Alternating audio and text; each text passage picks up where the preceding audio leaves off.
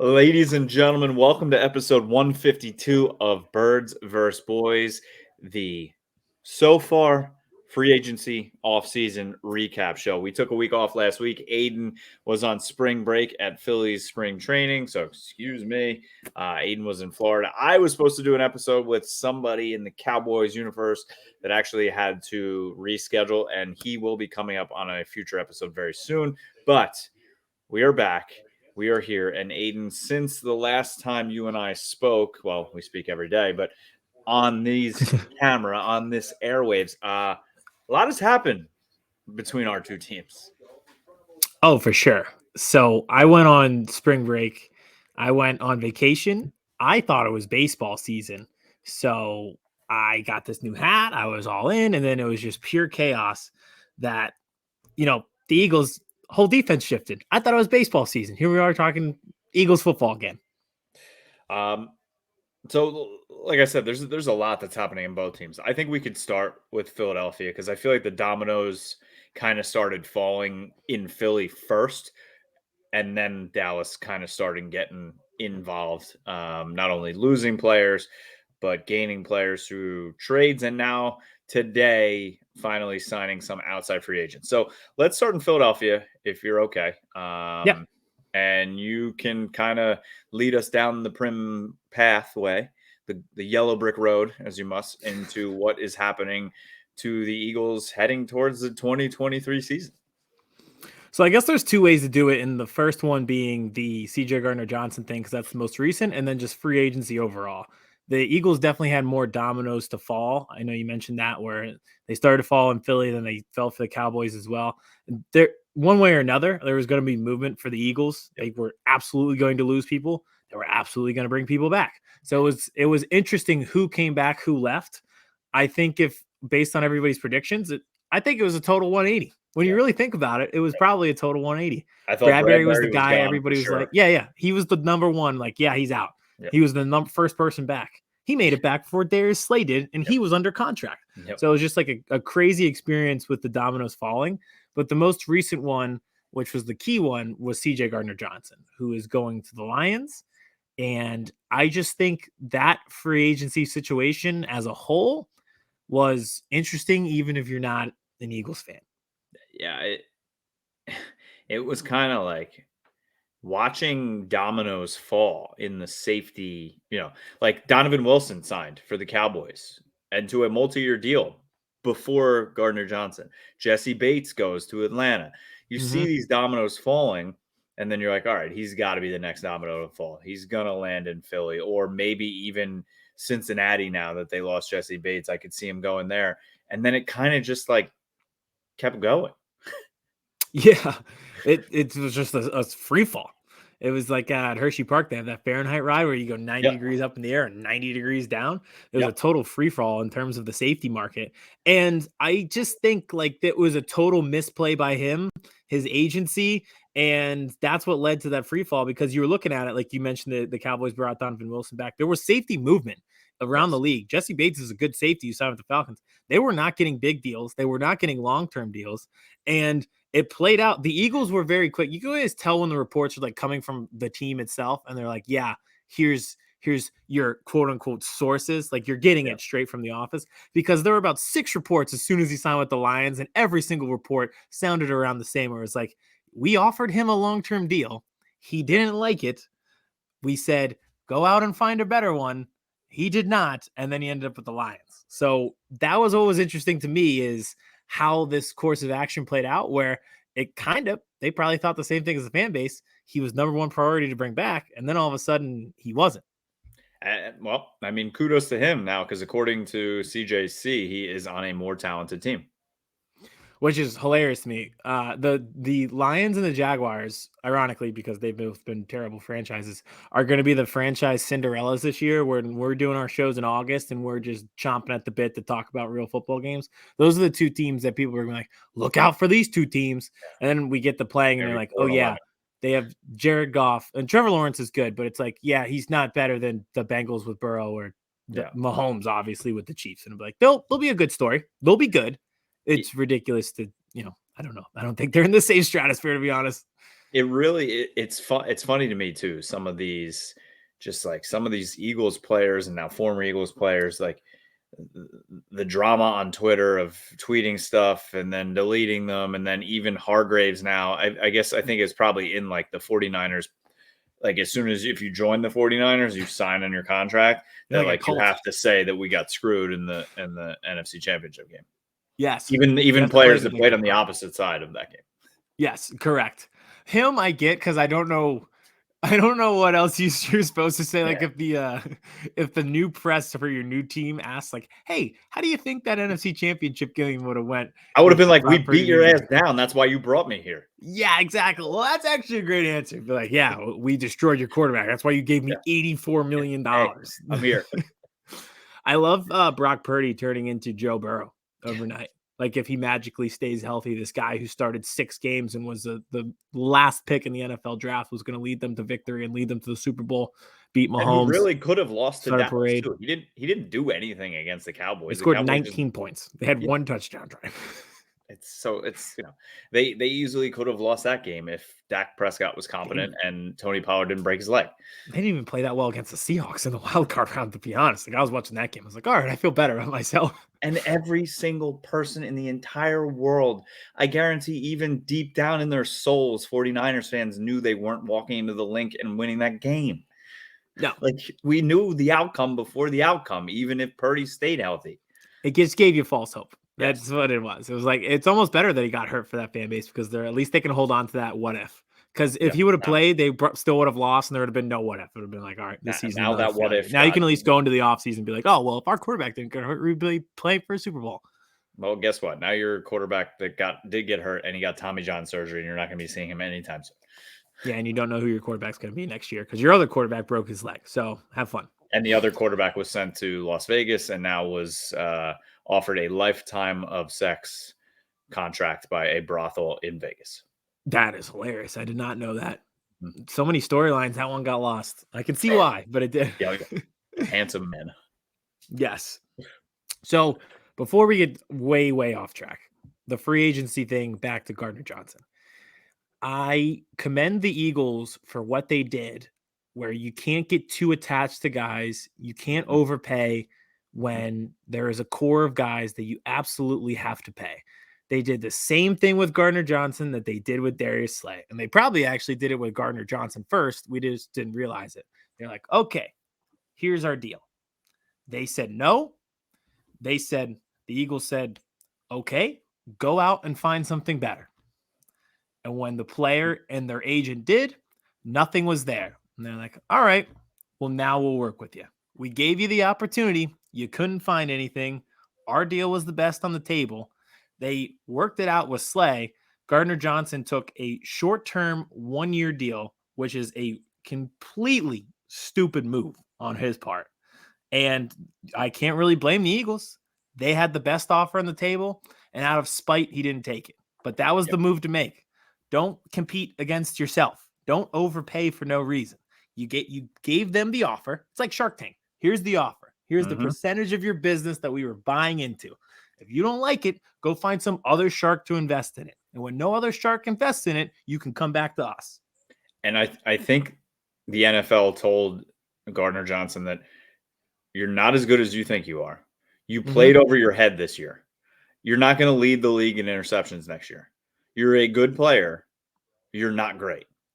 I do think he's really, really good. Like I think he's good. He's not great. Yeah. He's not the best safety in the league. He's not top 3.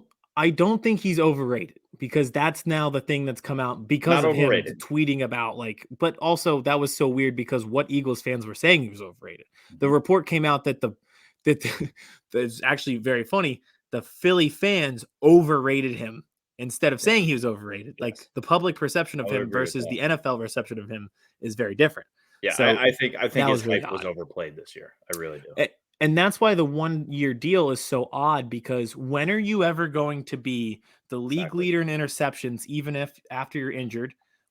If it weren't for your injury, you would have been all pro. You were on a defense that made it to the Super Bowl. You're really the only guy on the defense who played well and had notable moments in that game. When is your value ever going to be higher than this? He has to turn around and do this all again next off season. Why? Is your value going to be higher than that after a year with the Lions? There's betting on yourself, and then there's, hitting in blackjack when you're on 19.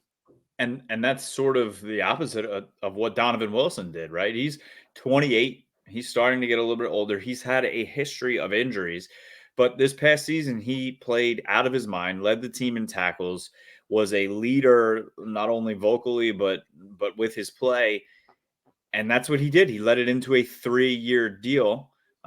He wanted $8 million a year. Apparently, during the combine, the Cowboys were willing to give him $4 million, and they somehow came up and they saw what they had in him. But he probably could have done the same thing and went to the Lions on a 1-year deal or something. Yeah. But he's like, no, you know what? I've gotten hurt in the past. I'm probably never going to play better than I did this year. Maybe to the same par, but I need to capitalize on this right now, and he did. Take the long-term security if you're a player. It's like in a league that's very violent. In a league where you're coming off a lacerated deal in Houston. Yeah. But I think that also has to do with the draft class, which we will talk about later on, that this draft class tight end wise is so super talented and deep that teams are not willing to pay that position, I think, right now. There's a few positions that people are like, no, I can find a guy in the draft. Yep. Also, I talked myself into Dalton Kincaid, by the way. Oh, I love him. Yeah, okay. We're on the same page. We're doing a mock draft Thursday. That'll drop on YouTube. I already talked myself into him. Mm-hmm. Mayer, Kincaid, Laporta, Washington. I love them all. He's on my not Georgia players I would draft list, which obviously is a step below the Georgia players I would draft, and they have a tight end in that. And just, it's always an automatic +2 if you play at Georgia. But I still like him. Tubby Carter, too. Yes. I mean, tell me you couldn't have done those drills faster. Oh, my God. I am at the point where he might actually drop to 10 to the Eagles, and I don't know if I want him, which breaks every law in my existence, which is draft championship players from Georgia. I only have 2 rules in life, and those are that, and I might not take them. Maybe not cowards that cause car accidents and run away.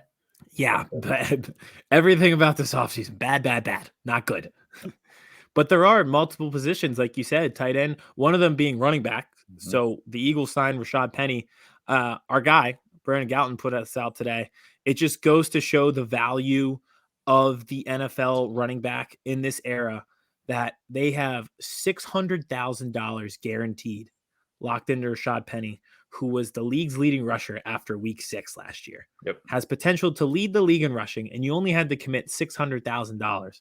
Part of that is you can go get a running back in the 3rd round, 4th round, 5th round, like they did with Kenny Gainwell, and they produce for you, and you don't have to financially commit, which you're in the same boat because the team released Zeke Elliott. And that is another position in running back where both of our teams are in this, where our running backs are due a lot of money, and we're like, this just isn't a position where it's worth it to pay a lot of money.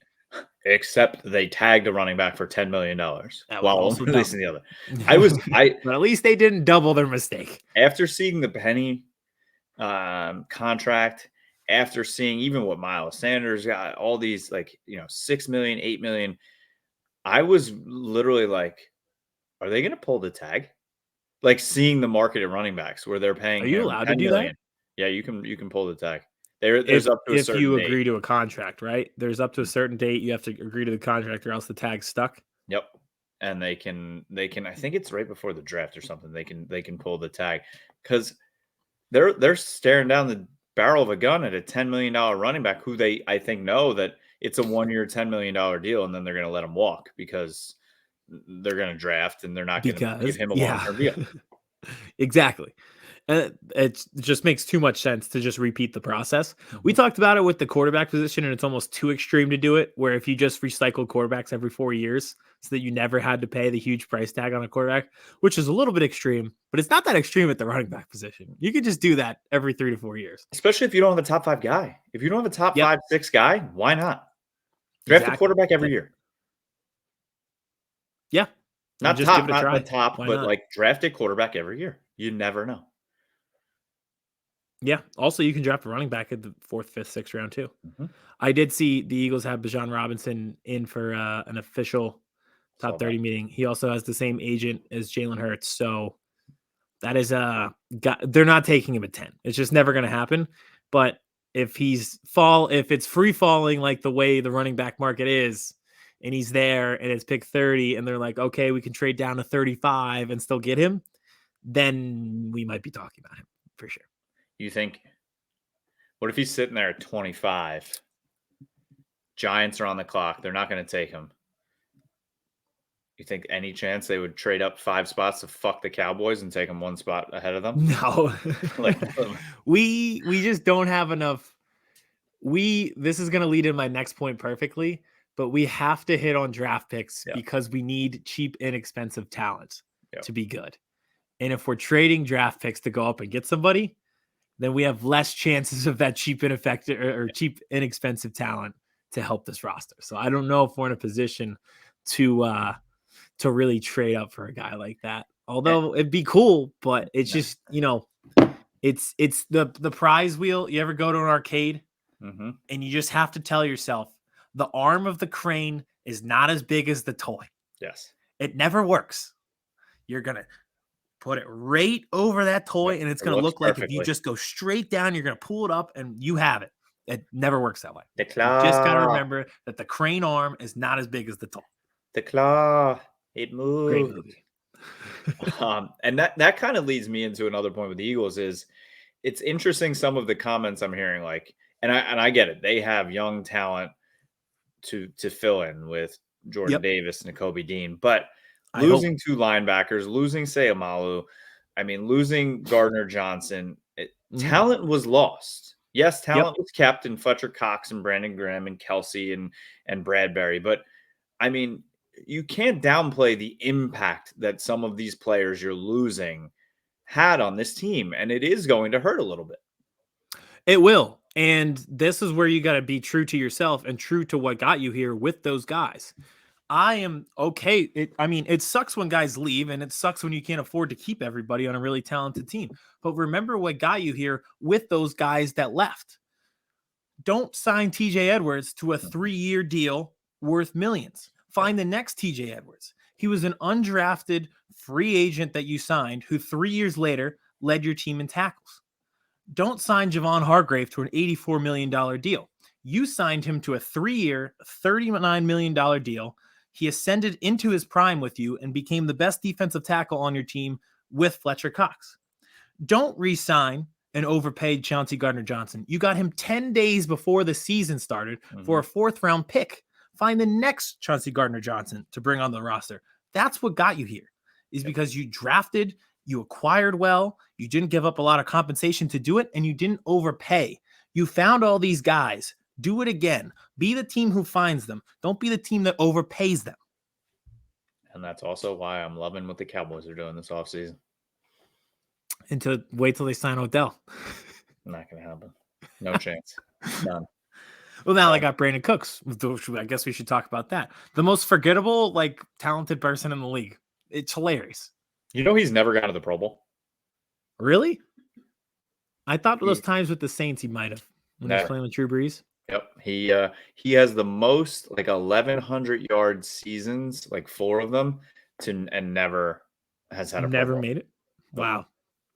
He is like the Danny Green back in his heyday of the NFL, where it's this guy's on a playoff roster and a championship roster every single year. He's never the most talented shooting guard in the league, but he's just always on a championship team, and he's always just because he's always productive. That's Brandon Cooks. He's always on a good team because everyone forgets how productive he is. And it makes me so happy now that we basically swapped Noah Brown for Brandon Cooks. There's Noah Brown signed with the Texans. Big upgrade. Thank you. And they got, so I don't know if you remember the trade deadline last year, and we could just flow in and out with Cowboys Eagles here. I think this will work. The Cowboys were very interested in Cooks at the deadline last year, and there was a deal almost done. 3rd round pick, compensation. They had to figure out what the contract was, and then Houston came back a day later and was like, all right, so we're going to do the deal. 2nd round pick, right? We're going to go. And the Cowboys are like, hey, easy there. We said a 3rd round pick. And they're like, well, I think we're going to go with 2. And the Cowboys are like, all right, see you later. Big gulps, huh? I don't blame them. See you later. And now Houston came back we will take a 5th and we will pay $6 million. The Cowboys which like, is crazy. thank you very much. Yeah, that's a great deal too. I And then forgot they that the Texans were restructured paying his part of deal, it. and they went from having 10 million in cap space to 16 million that they currently have now. I love this like Ponzi scheme that every team can run, like it's Wolf of Wall Street penny stock style, where you could just structure the contract so like $1 of it is actually guaranteed salary and the rest is signing bonus, so it doesn't count against your cap. You imagine being I that don't know if player, that'll like, ever oh, so you're just change, gonna but it give seems me like the 10 mil biggest now? loophole. Yeah. Yeah. And the player's like, all right, so you're just gonna give me 10 million now? Where do I sign? Okay. Yeah. I just get all of this money right now in signing bonus. Okay, sign me up. Isn't that what you're supposed to do if you win the lottery? Don't you have two options? It's like take the lump sum or just take it gradually over time. Yes. Are you supposed to take the lump sum? Yeah. Yeah, because you never know if the lottery system is gonna fold, and then you never get your payments down the line. Or my life would fold. I'd probably get hit by a bus 2 days after I won. Yep. I would love for somebody to like, and I think I would actually pay not a lot of money, but like to enroll in a like course that like a GM in the NFL taught about the salary cap. Yeah. Like and actually like an 8-week course, like a 90-minute class each week, once a week, to like learn about these voidable years at the end of the contract where they can just like players not there anymore and they just kick the can down the road and how these loopholes. I would love to learn the intricacies of the salary cap. While other teams are like, yeah, it's not real. Wait, this is actually a great idea. They have Right? all of these like development camps that you can go to learn as a player, or I'm pretty sure they even have coaching camps. They should have GM camp. Yes. And everyone can go and learn about the salary cap. They should teach like that in schools. Kind of like high schools should just teach you how to do your taxes and not do your taxes instead of pre-calculus. Yeah, rock is that's called a big one. magma. Yeah. I don't know how to do my taxes. Not really sure what a 401k is, but isosceles triangles. How many degrees? Used to be called Mesopotamia. Yeah. There are certain things that no matter where you went to school, you just remember those things. Yep. That is one of them. But I still have to pay someone to do my taxes. Yeah, exactly. Yeah. We don't teach. So add that to the list of things that they need to teach in the schools. GM school. Mm-hmm. I think that's actually a really good idea. It'd be great. Maybe we can pitch all the GMs. Maybe Howie will come on and teach us. He would be an interesting one because the way he finagles. Oh. Imagine his course and him telling stories. And then the next team I screwed over was the Saints. You'd have great stories. Guess what? I did it again. And then guess what? And then I got their first round pick. What a bunch of idiots. Moral of the story, lesson of the day. Don't be the Saints because they're dumb. Oh, one thing about Howie that I do need to say is that video of him and Kelsey, it took him entirely too long to get that alcohol bottle open. He's the biggest nerd in the world, which is probably why he's so good at the salary cap. Kelsey's just like, yeah, he's like, all right, you're going to open it. It's just a funny moment. He's just such a nerd. It was like, I think that was the first time he ever like took shots with somebody. Mm-hmm. Mm-hmm. All right. What else about Philly? I think I'm overall pretty confident in where they're at. I knew we were going to lose people, but it's just it's the next stage. You got to find the next TJ Edwards. It's probably Nakobe Dean. You got to find the next Javon Hargrave, and just that this doesn't end. We're doing like the free agency recap round 1. This goes from now until August. Yeah. There's going to be some other guy who says, you know what? I don't want to play in Cincinnati anymore. I don't want to play in Los Angeles anymore. The Rams are a good one because they're just having a fire sale on everybody. Yep. So find those next pieces. You remember last year, the first week we signed one person. It was Hassan Reddick, which worked out really well. But all these guys came later. So just figure it out. Also, we have a ton of comp pick next year, so you can use that ammo to trade up and get some. Which what the Cowboys are doing. They've traded two comp picks this year for valuable starters. But there you go. There's little moves that the Eagles signed 2 other safeties that you never know. They're low risk, high possibly reward. I mean, you sign a guy like Greedy Williams too to be your 4th corner, who could possibly develop into a CB2 type role on almost any other team. I mean, why not? That's actually a very underrated move. That's one of those moves where we don't talk about it now, and then week 5 when Darius Slay strains his hamstring because he's 32 and Greedy Williams has to play, we're like, oh yeah, thank God that we did that move. It got so lost in the CJ Gardner-Johnson thing. It got so lost in free agency as a whole and James Bradbury coming back that thank goodness we signed a guy like Greedy Williams to back up and who could be a starter in multiple places in the league and was with the Browns. And it got lost because it seemed like every single Eagles move was like announced at like 2 a.m. Yeah. Yeah, it like was overnight deals. It's the Darius Slay one literally was an entire day marathon. Yep. It was like, all right, he's gone. All right, they didn't release him quite yet. And then by the nighttime, he had a long-term extension. Hilarious. I love it though. I love those 2 a.m. things where you wake up or you catch it before you go to sleep. I think I actually caught the Slay one before I went to sleep. And that's the best feeling. You're like, I was in this moment. Some of you missed it, but I was here. Yep. That's a great feeling. Also, Marcus Mariota's on the team 8 years later. Hey, everything comes around. Full circle. Prophecy fulfilled. Time is a flat circle or something, they say. I don't know. I think that's it. All right. So Dallas also having just, a phenomenal offseason, I would say right now. I do have to give my homage to Ezekiel Elliott. I do see tons of people like crying over this, and then other people like, oh, he hasn't signed anywhere. Maybe they can bring him back on like no, just it's over. People. I would see Zeke doing that. What, coming back to Dallas? Signing for real cheap. Yeah. Just because he likes being in Dallas. Like, no. Like, he's got to go somewhere where it's like a 2-system. Like, I don't know. I could see him. I tweeted this being a Bengal. Like, he looks like a Bengal to me, and he's good in pass pro. Like, that would be good for Joe Burrow. But, like, yeah. Also, Joe Mixon is just really almost him and John Morant are just like begging to get kicked out of the league. Oh, yeah. But that's also if he's going to be on a team. Because, like, that's the other thing that sometimes fan bases have an issue with is, like, being real and being like, he's not Zeke anymore. Like, he hasn't been for 3 years. Everyone's like, well, that's because he played through so many injuries. Yeah, I know. Like, that's okay. Yeah. And that's because they beat him into the fucking ground his first 3 seasons because they were trying to protect a young Dak Prescott. They also drafted him because they thought he was going to play with Tony Romo, and Romo needed protection. They ran him into the ground. They did everything you're supposed to do to a rookie running back, except sign him to the next fucking deal.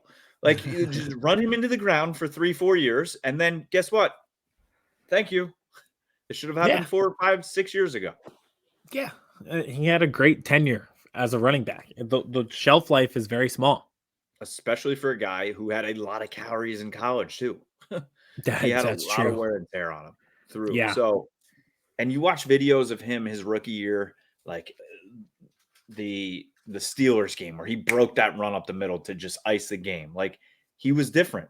He was completely different. And I will say, like, he grew up in Dallas, right? He matured for sure into a team first guy, but he was a pain in the ass. Let's not be wrong. And he held the team hostage. Everyone now forgets the Cabo thing and how he held the team hostage in training camp. And he was running his drills on the beach while the team was in training camp and, kind of forced them into this deal, and a deal that hamstrung the team where they couldn't go out and get more talent around them. We saw what they had at wide receiver last year. And no one can tell me that the Zeke deal didn't have to play in that, because it did. Isn't it crazy how the Giants are just like doing what the Cowboys did 3 years ago, where they're now all their money is tied up in one quarterback and one running back, and you're like, oh, why can't we get a team around these two guys? It's like, well, you spent all your money on them. Yeah, now you don't have anywhere else to spend your money. Yep. Well, and now that's like the Cowboys issues, because if they don't restructure, they restructure, if they don't extend Dak, I think within 2 years he's gonna have like a $68 million cap hit one season. So that can't happen. We got to learn that in GM school. Yes, when we're pushing all these dummy years down the line, how do we avoid the year where there's $68 million guaranteed? Because that seems like a very key lesson that we might not want to skip class that day. Thanks for the question. How do we make sure that never happens? Right, that Professor. One. Right, yeah, that one. Can I have the laser pointer, please? At the end of this contract, how do we get out of that? How do I make sure that that one right up there, that never happens? Yeah. Right there. I don't ever want that. That's the last lesson of the class. Yes. It's like beating the last Pokemon trainer in Pokemon, and it's like your arch rival. You're like, oh, all my Pokemon are dead. How am I supposed to beat you? How am I supposed to get out of this $68 million deal? Oh, you don't. All right. So goodbye, Zeke. I mean, we saw it coming, right? So along with Zeke, some of the other guys that the Cowboys have lost. Obviously, Connor McGovern, the guard, left. He went to the Bills. I think it was a deal probably that was a little bit rich for my blood. So I wish him nothing but the luck, but the best. Luke Gifford, special teams ace. They are going to miss him on special teams, but he was also in line to possibly be a starter caliber linebacker. So he joins Tennessee. Noah Brown to the Texans, and then also Dalton Schultz to the Texans. So the Texans want to be the Cowboys so fucking bad. And then Ezekiel Elliott has not signed. Guys that are returning, Tony Pollard that we talked about, he is on the franchise tag. Terrence Steele, the right tackle, one of the best run blocking tight right tackles in the game. He was a restricted free agent coming off ACL surgery. He will be back as well. Donovan Wilson, we talked about, gets his 3-year deal. They keep that three-headed monster at safety with Jaron Kearse, Malik Hooker, and Donovan Wilson. It seemed, Aiden, that everyone, fans, coaches, players, were all going to bat for Donovan Wilson. He is the tone setter. He kind of plays that little linebacker-ish role too. So I was really happy to see him come back. That is good. There's certain like those were one of those guys where you don't know the value because we don't get let in the facility every day. Like I think there's guys on every team where they probably stand out at practice, in the locker room, all these places, and that's the part that we don't know. Yep, it is. I think he is one of those big time locker room guys, and this kind of goes hand in hand with the Leighton Vander Esch re-signing, because a lot of guys were like, "Listen, you have these two guys." I think the pecking order of what I was hearing was Donovan Wilson, Leighton Vander Esch, and then Bobby Wagner. They weren't going to get, they didn't think they were going to be able to get Donovan Wilson and Leighton Vander Esch both back, but they were. So we also saw, obviously, Leighton Vander Esch has a history of injuries, but we also saw what happened to this defense when he was out with that neck stinger at the end of the season. He's the guy that gets everybody lined up. His IQ of football is just off the charts, and he was playing much better this past season than he had the seasons before. So hopefully he stays healthy. Until the end. That's the biggest part. And then they brought back CJ Goodwin, another special teams guy. Their backup quarterback, Cooper Rush, is back. Yeah. I mean, he's 5-1 as a starter. I mean, why not? They got him on a cheap deal. I mean, I don't think you're going to get anybody better than that. And then they bring back Rico Dowdle, the running back, who is going to compete with Malik Davis probably for that RB2, RB3 spot. And then a little bit of an underrated re-signing was Dante Fowler. I'm really happy to see him back. His speed off the edge when he only has to get, like 20 rushes a game. I mean, he had 8 sacks last year. I'll take that all day long for a cheap deal. Definition of a specialist. That is what he get after the quarterback. You have 20 to 25 snaps to do it. Yep. A lot of it's on 3rd and 8. Yep. Get there. Yep. Does it well. 100%. Easy. That's a great sign. We talked about the trade for Brandon Cooks, which we also, I think, both like for this team. He is I think he's a good fit. The only thing I'm a little worried about is, and we'll see how this works out. If he starts running in circles like he did in the Super Bowl and Malcolm Jenkins almost killed him. God, please no. He runs a lot of slants, which we know Mike McCarthy loves to run, and I think that's going to help out Dak a lot. But if there's only one knock on him, is he has a little bit of issues sometimes playing against zone. Oh, and that's where Dak has issues. The fact that he almost gets killed half the time. No, well, he doesn't, though. He wiggles by. But that's where Dak has issues too. I mean, we all know that that's where. So we'll see. We'll see what happens there. But I don't think he's just that guy you're just going to have run go routes. He can stretch the defense. His speed is still there. So I'm excited about that addition. I am super excited about the other trade that they made for Stephon Gilmore, only giving up a 5. He's making, I think, the 14th highest cornerback money this year, which I'll take all day for a guy like him across from Trayvon Diggs. He upgrades that CB2 spot. You're going to get, you can push Bland back into the slot. You have Israel Mukuamu. You're going to get Jordan Lewis back. You have the three-headed monster at safety. Everybody says what a great locker room guy he is, how much he wants to win another ring. I think he is the perfect addition. I think it's a better signing than people wanted Patrick Peterson here. I think he's a better player than Patrick Peterson. We saw last year he can still get the ball. He did it against Dallas. He picked off Dak in that game. So I think those are two savvy moves that are smart, strategic, and they only had to give up 5th-round comp picks. Also, Stephon Gilmore may be past the prime that he was in with the Patriots, but past his prime, Stephon Gilmore is still quite the upgrade over whatever you wanted to call the Cowboys CB2 position last year, right? So it's just like you upgraded your team and you didn't have to do much to do it. And you look at it and you're like, oh, well, it might not be Stephon Gilmore, CB1 in the league that he was with the Patriots, but it's like, you still upgraded.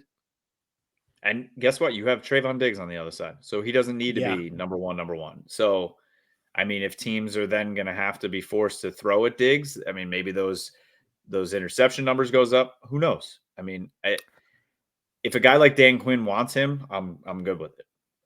I'll tell you what, as somebody who now finally has 2 cornerbacks you can rely on, because I've been through a lot of years where we barely had one, it's very nice when they can't target one side of the field. Yes.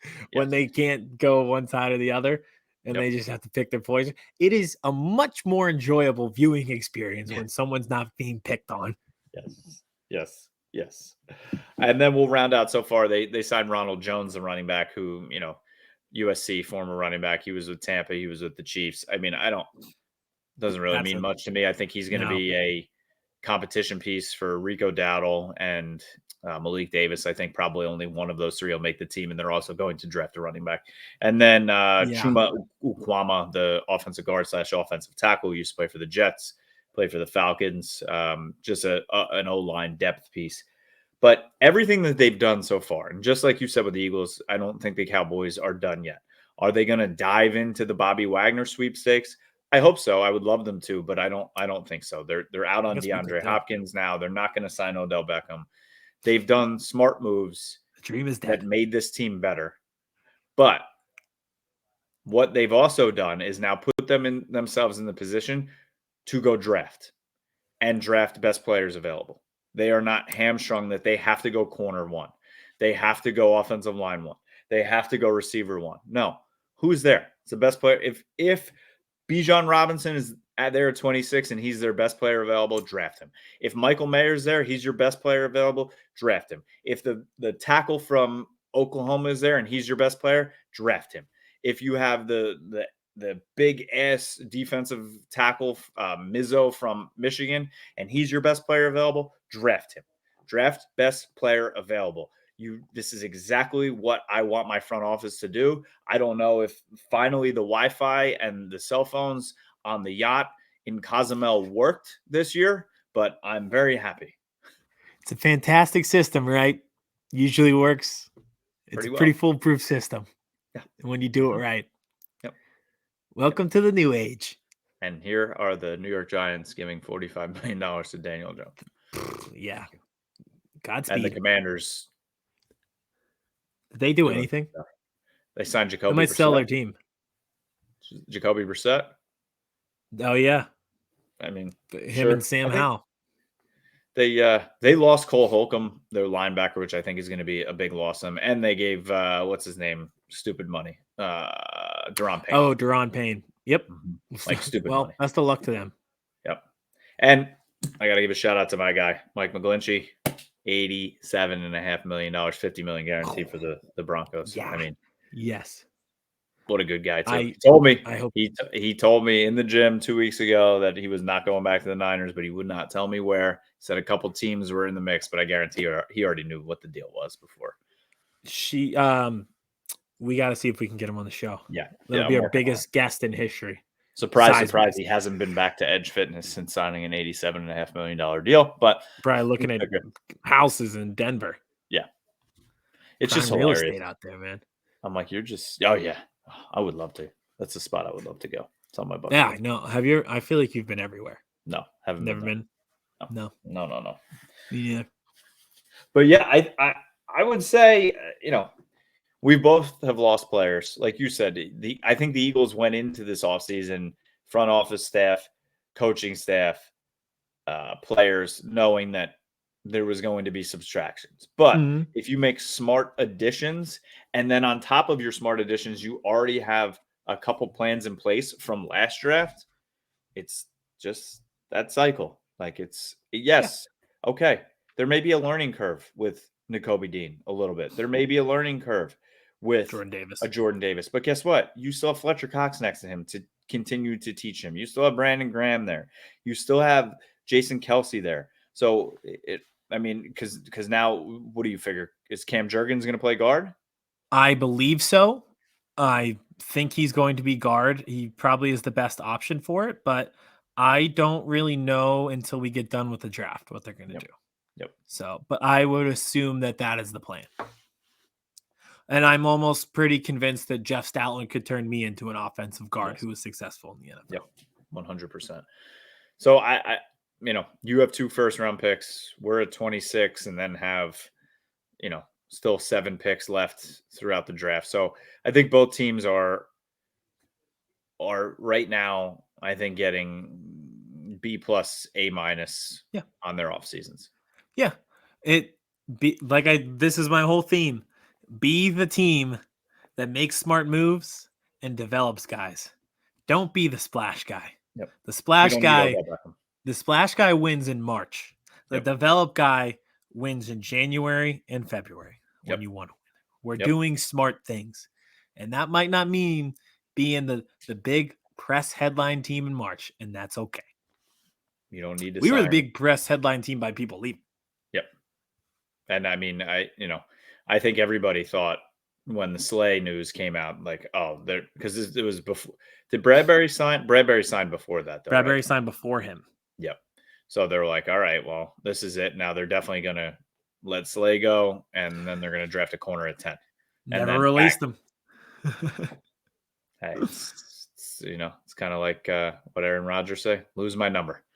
That's what Howie Roseman's saying to those guys. I wish America could lose Aaron Rodgers' number. There's no story I care about less.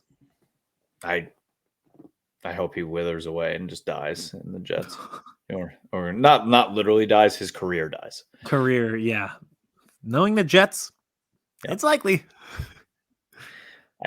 It's so funny. Like, he's just such an arrogant fuck, and like, on Pat McAfee, when they're asking about the list of demands, he's like, "Is that real? Like, you really think that's real?" And I'm like, "Yeah, I do." Yes, yeah, that would check out with like everything that we know about you. Yeah, yep. It's just like, I don't care. It's the Charlie Kelly. It's always anything. Who's like, oh my god, I don't care. He's sitting there, like, I'm the best player in franchise history. I'm like, oh god, just like, okay. I'm done with it. I don't want to hear about it. I don't care. Yeah, well, got picked off by Reed Blankenship twice. He didn't break your heart fucking 19 times in the playoffs. He did not. No, he did break my heart in the playoffs, though. Mike Vick here. We were in the Kelly Green uniforms first game, and then we lost them in the playoffs, too. So, technically, he got both of us. He did. Oh, well. So, we are going to focus more heavily on the draft. We're doing 2 shows this week. So, if you're listening or watching on our YouTube page, look out for our draft-centric episode that's going to come out. Should be dropping on Friday, where we talk more of what the Eagles and the Cowboys are going to do heading towards the draft after these free agent moves that we've been talking about, and mock draft 4.0. 4, yeah, because we started on 0.0. Yep. And so also, it's our 5th mock draft, but it's 4.0. But it's 4.0. And then make sure you follow us on Twitter at Birds vs. Boys Pod, and everywhere we give out on our Instagram, because we are going to be putting together a live stream for the first round of the draft that Thursday night.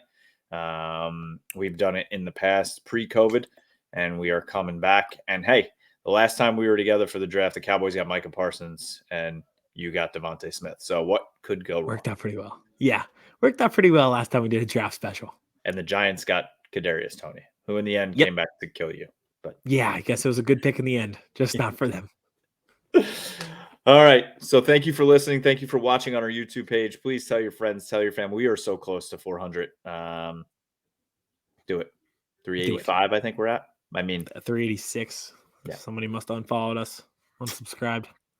Loser.